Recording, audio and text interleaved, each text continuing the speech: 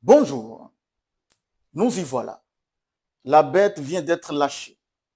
L'étendard des opprimés entre en scène comme un ouragan, prêt à tout renverser sur son passage.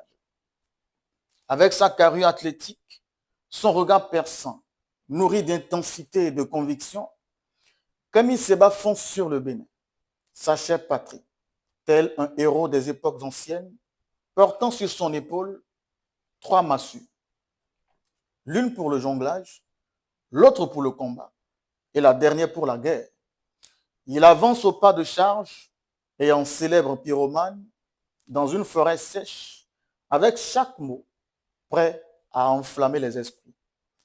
En une dizaine de minutes, le dimanche 5 janvier 2025, il a ouvert la discussion de la manière dont on en trouve une porte verrouillée depuis trop longtemps, libérant un torrent de réflexion. Est-il superflu de rappeler que le quotidien des Béninois est rythmé sous le régime du président Patrice Talon par la quête incessante de moyens de subsistance les plus basiques?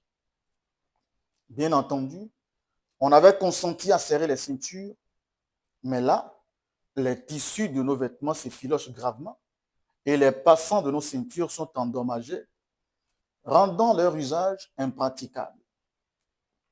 Conséquence, nous avons certes les ceintures à la hauteur des hanches, mais la taille du pantalon érodé est descendue à nos talons, laissant la ceinture seule en hauteur.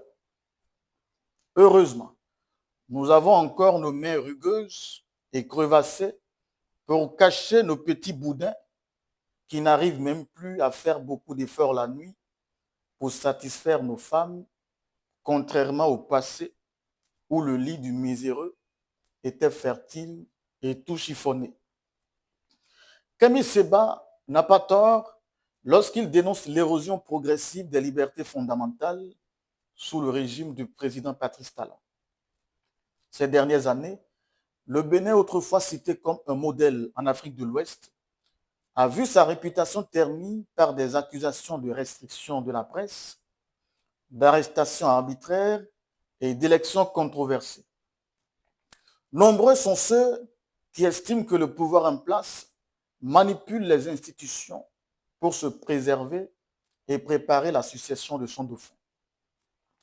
Dans ce vaste, récurrent et infini horizon de crise que traverse presque toute l'Afrique, Kemi Seba offre la dextérité de sa frappe au Parti des démocrates. Partons du constat pour déboucher sur l'analyse de son saut sans filet dans l'arène politique au Bénin. D'abord, la première option, où il entre avec sa massue de jonglage. Il pense en maître influenceur, tendre pour une dernière fois la main au président Yahi Boni pour le porter candidat du Parti des démocrates. Kemi Seba, à ce niveau, semble faire savoir qu'il n'y a aucune démocratie au sein du parti de l'opposition et que le seul décideur ici, c'est vraisemblablement Yahi Boni. Selon les militants qu'il a consultés, ce dernier pourrait ne pas accepter.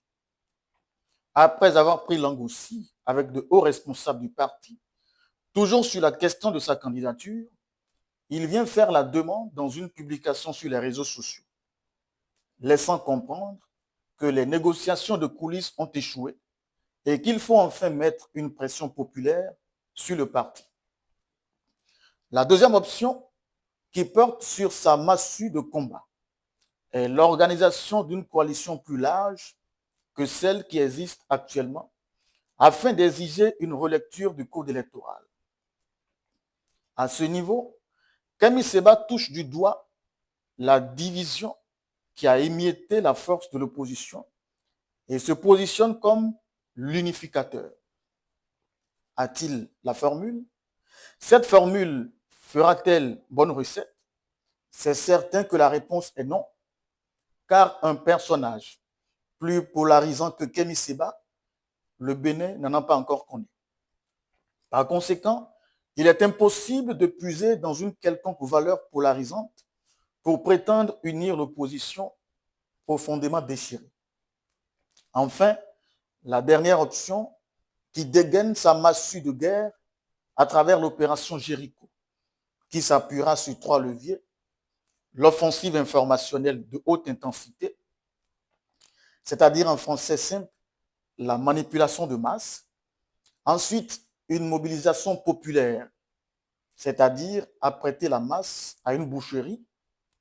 Et enfin, ce qu'il a appelé une prise de responsabilité des forces constituées. En français simple, cela s'appelle un coup d'État. Kemi Seba s'accroche ou s'accorde à dire que cette troisième option est la plus importante. De ce fait, il mise probablement toutes ses forces sur la guerre. Seulement, il est évident que le monde change et par conséquent, les méthodes de lutte doivent s'adapter à cette évolution. Il était aisé, dans les temps pas très anciens, de voir un père châtier son enfant jusqu'à l'attacher à la branche d'un arbre pour y passer la nuit, souvent avec la caution, bien entendu, des autorités morales et traditionnelles. Mais pour les mêmes délits, aujourd'hui, l'enfant, sous quelque cieux que ce soit, ne peut plus être châtié de la même façon. S'obstiner à le faire renverserait les rôles. Le parent deviendrait le blâmable et l'enfant l'innocent. C'est ainsi que le combat de libération ne saurait continuer dans le sang des innocents et des manipulés. Toute initiative barbare de bain de sang visant à faire d'une quelconque âme une chair à canon est à condamner avec la dernière force, autant qu'on condamne les coups d'État institutionnels. 9 mois dans le ventre d'une femme et peut-être plus de 15 ans de vie ne doivent plus jamais être sacrifiés dans un affront. Patrice Talon vient de limoger Samou Seydou à Dambi. Il est déjà suffisamment isolé pour qu'on préfère marcher dans le sang pour aller le déloger. Changez de fusil d'épaule et trouvez-vous l'inspiration nécessaire pour épargner la vie de nos compatriotes. Au demeurant, je vous laisse sur 3 petites questions et vous invite à y réfléchir. Première question. Si vous n'arrivez pas à réunir les opposants dans une coalition plus large que celle qui existe actuellement, telle que vous l'avez énoncée dans la deuxième option, pensez-vous pouvoir gouverner ce Bénin après avoir livré une guerre tragique, dévastatrice et criminelle pour prendre le pouvoir? Assurément non. Cette opposition revancharde ne vous facilitera pas la gestion et les candidats frustrés de votre parti non plus. Deuxième question. La gestion en 10 ans d'un État ruiné par la guerre peut-elle être comparée à la gestion en 10 ans du dictateur que vous voulez déloger? Sans doute non, parce que le pays serait déchiré par la mort et il faudra passer 10 ans au moins à panser les plaies et enterrer les morts plutôt qu'à développer. Et là encore, on n'a aucune garantie que le même cycle désastreux ne reviendra pas dans 10 ou 20 ans. Enfin, combien d'âmes innocentes pensez-vous pouvoir faucher dans cette guerre pour atteindre ce résultat? Et avec quoi comptez-vous combler les parents, frères et sœurs de ces sacrifices? Que la paix, pas si possible, mais impérativement, soit sur vous tous. C'était votre chronique contre-jour.